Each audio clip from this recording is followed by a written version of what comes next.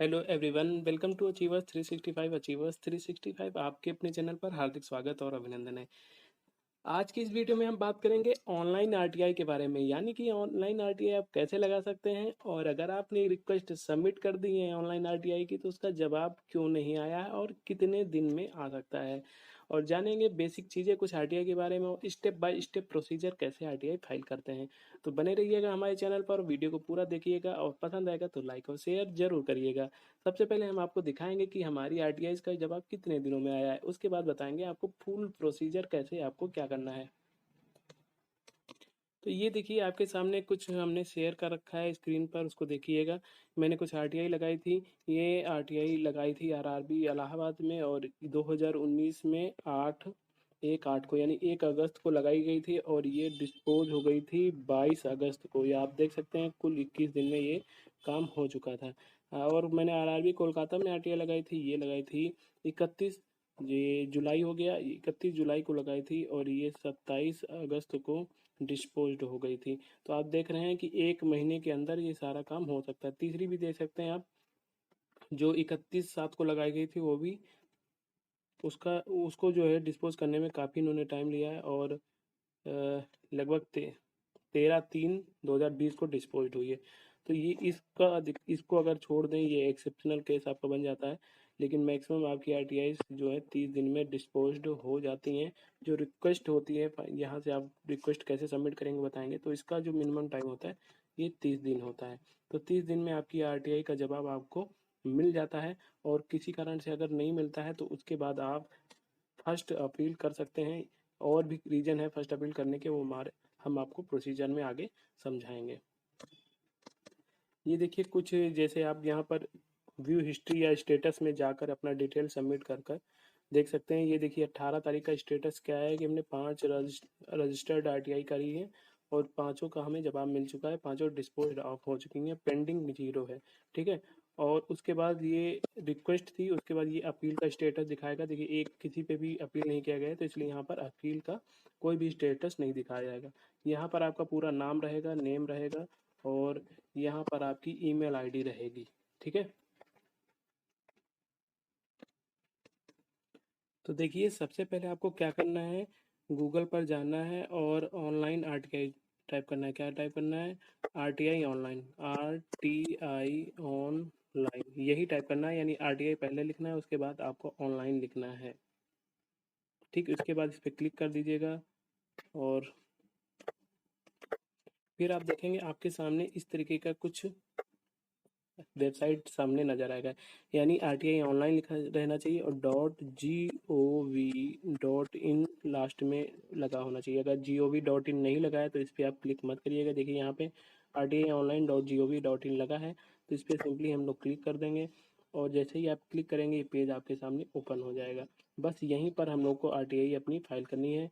अब देखिए यहाँ पर हम कुछ ऑप्शन दिए रखे हैं, उन पर पहले हम बात कर लेते हैं। सबसे पहले यहाँ पर होम दे रखा है तो अभी हम लोग होम पर हैं, ये पूरा होम है। और उसके बाद आप देखेंगे तो यहाँ पर सबमिट रिक्वेस्ट दे रखा है, फर्स्ट अपील सबमिट करने का दे रखा है, व्यू स्टेटस व्यू हिस्ट्री दे रखा है। एफएक्यू में आप जाकर जो कुछ क्वेश्चन है आपसे डाउट से रिलेटेड वो यहाँ पे क्वेश्चन का जवाब आपको मिल जाएगा, एफएक्यू में देख सकते हैं। ठीक है।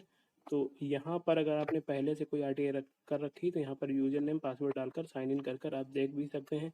यहाँ पर व्यू हिस्ट्री करके आप देख सकते हैं और यहाँ पर मैंने जैसे बताया कि आप अपना स्टेटस और हिस्ट्री यहाँ से भी देख सकते हैं। तो सबसे पहले हम बात करेंगे, अगर आपको सबसे पहले आरटीआई सबमिट करनी है यानी आपने अभी कुछ नहीं किया, आपको फर्स्ट रिक्वेस्ट सबमिट करनी। अगर आपने कुछ भी नहीं किया तो सबसे पहले रिक्वेस्ट की जाती है। क्या की जाती है?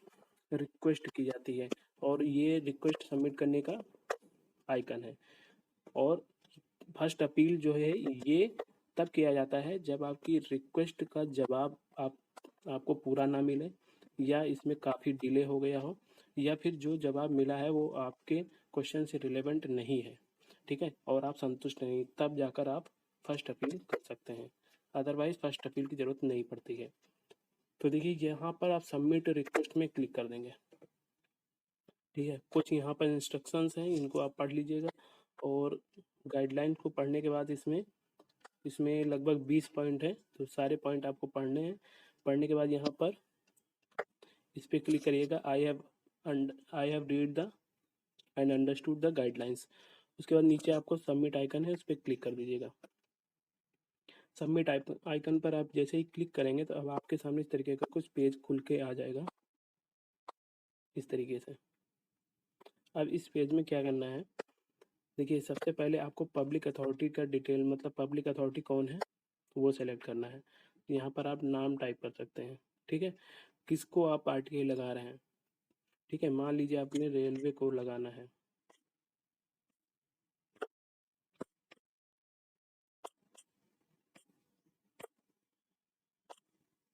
ठीक, देखिए जैसे आप रेलवे सेलेक्ट करते हैं तो आपके पास कुछ ऑप्शन इस तरीके से आ जाते हैं, बहुत सारे ऑप्शन आप देख सकते हैं यहाँ पर।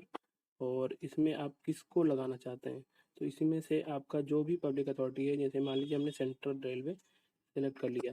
अब ये सेंट्रल रेलवे पब्लिक अथॉरिटी में सेलेक्ट हो चुका है, देखिए ये देखिए सेंट्रल रेलवे पब्लिक अथॉरिटी में सेलेक्ट हो चुका है।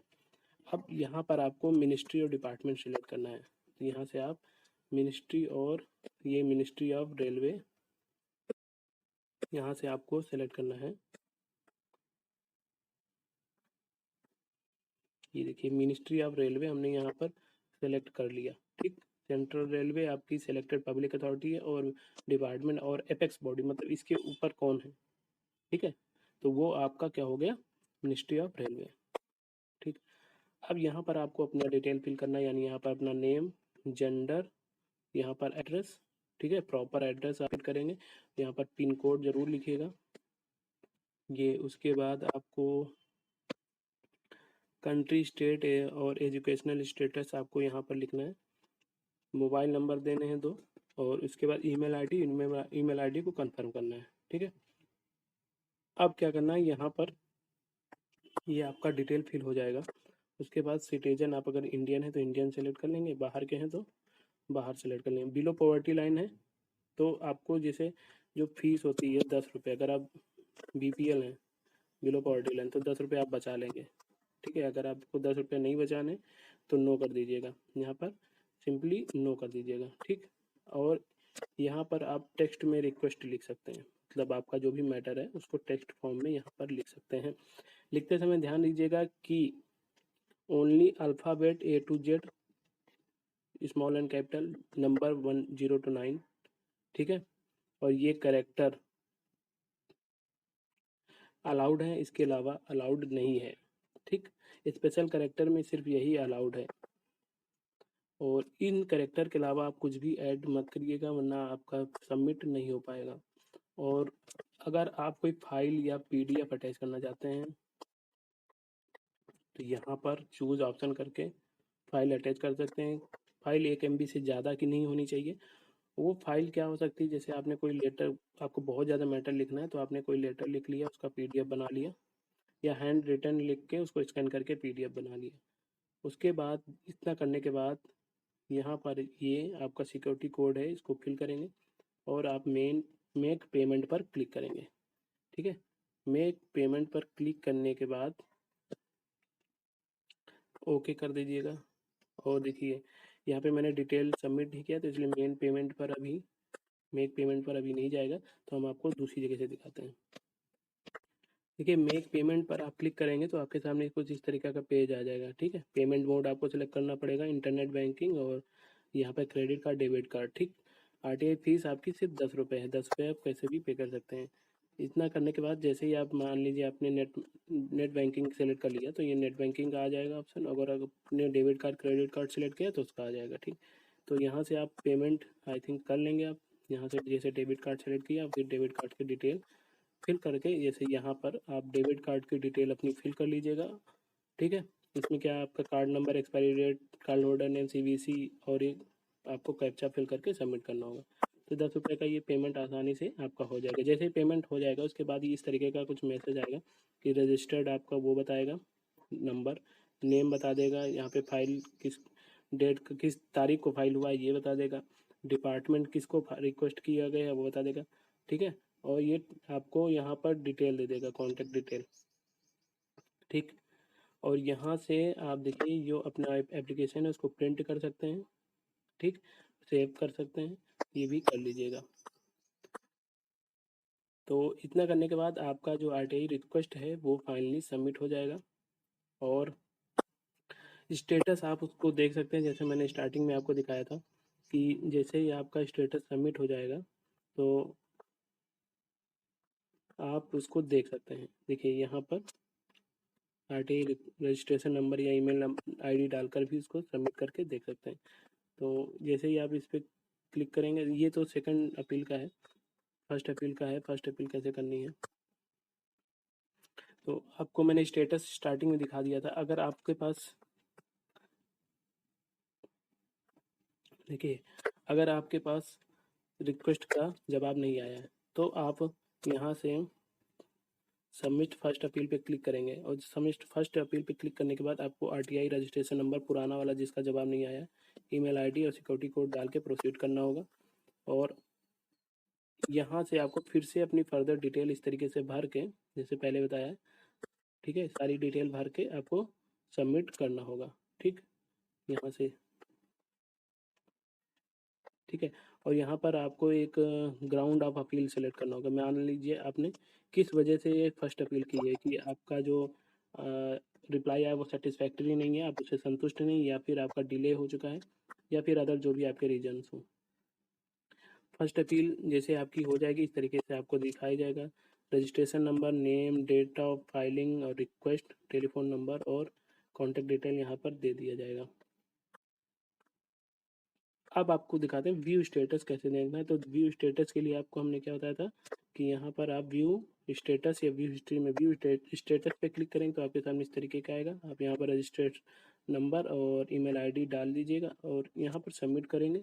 सबमिट करते ही आपको स्टेटस नज़र आ जाएगा और इस तरीके से आपका कुछ स्टेटस दिखेगा। देखिए यहाँ पर ये दे रखा है RTI request applicant return to applicant, ठीक है। और इस तरीके से आपका जो भी स्टेटस हो वो यहाँ पर शो कर देगा। और यहीं पर आपको फाइनल वो भी मिल जाएगा, क्या कहते हैं, जो उसका रिप्लाई है वो भी आप लॉगिन करके देख सकते हैं। तो ये देखिए, ये आपको पेमेंट 100 रुपये का करना था फर्स्ट अपील में, और ये पेमेंट करने के बाद आपका हो जाएगा।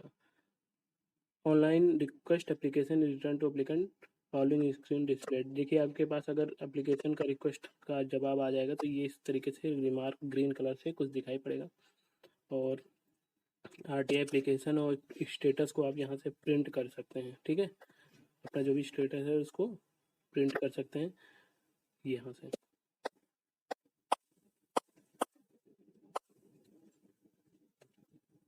ये देखिए एप्लीकेशन स्टेटस आप देख सकते हैं, इस तरीके से आपको दिखाएगा।